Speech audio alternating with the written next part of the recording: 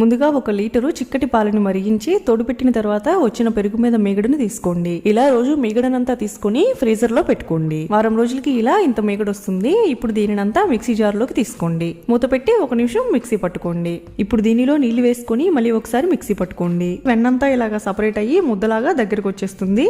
మజ్జిగంతా కింద ఉండిపోతుంది.